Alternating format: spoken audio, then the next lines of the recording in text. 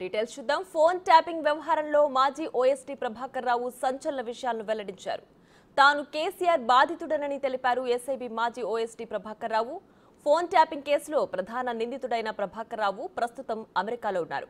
న్యాయస్థానానికి సమర్పించిన అఫిడవిట్లో ఈ అంశంపై తొలిసారి స్పందించారు.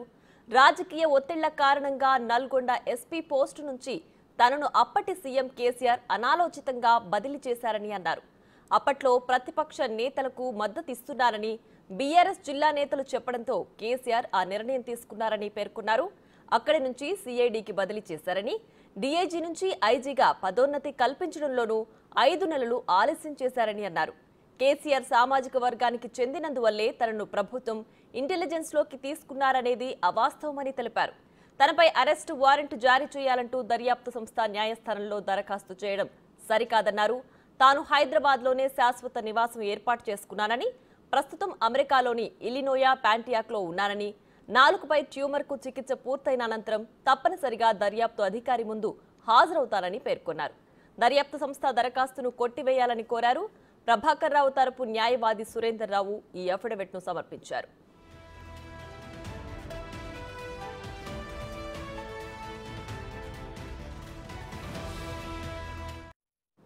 ఇక ప్రభాకర్ రావు తరపు న్యాయవాది సమర్పించిన అఫిడవిట్లో వివరాలు ఇలా ఉన్నాయి. తాను జీవితాన్ని పడంగా పెట్టి తీవ్రవాద, ఉగ్రవాద కార్యకలాపాల అణిచివేత కోసం పనిచేసి వారికి లక్ష్యంగా మారానని అఫిడవిట్లో ప్రభాకర్ రావు పేర్కొన్నారు.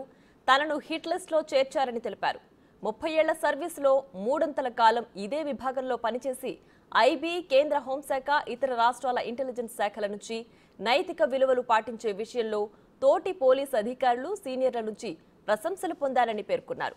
నాలుకపై ట్యూమర్ ఏర్పడిన కారణంగా ఆహారం మింగడంలో అసౌకర్యం కలగడంతో పాటు అలసట లక్షణాలు కనిపించడంతో తన భార్యతో పాటు అమెరికా వెళ్లేందుకు గత ఫిబ్రవరి 15న టికెట్లు బుక్ చేసుకున్నానని తెలిపారు.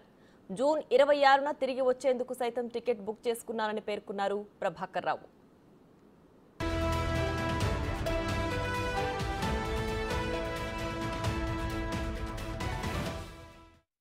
నా రాజీనామా సమర్పించిన 3 నెలల తరువాత అమెరికా వచ్చానని తెలిపారు ప్రభాకర్ రావు. ఆ సమయంలో ఫోన్ ట్యాపింగ్ గురించి అధికారులు ఎవ్వరూ తనని సంప్రదించలేదని పేర్కొన్నారు.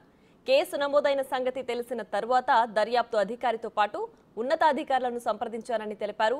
మార్చి 22, 23 తేదీల్లో దర్యాప్తు అధికారిని, 23న హైదరాబాద్ కమిషనర్ను, వెస్ట్ జోన్ డీసీపీలను ఫోన్లో సంప్రదించి దర్యాప్తునకు సహకరిస్తానని చెప్పానని పేర్కొన్నారు. కుటుంబ సభ్యులను వేధించొద్దని కోరినట్లు తెలిపారు. అమెరికాలోని తన కాంటాక్ట్ నంబర్కు మెయిల్ ఐడీని ఇచ్చానని, కానీ దర్యాప్తు అధికారులెవరూ కేసు గురించి నన్ను సంప్రదించలేదని పేర్కొన్నారు. అమెరికా ప్రయాణ కారణాల గురించి ఏప్రిల్ 19, 24 తేదీల్లో సిఆర్పిసి 91 సెక్షన్ కింద దర్యాప్తు అధికారి అడిగిన సమాచారాన్ని తన కుమారుడు నిశాంత్ రావు అందించారని స్పష్టం చేశారు.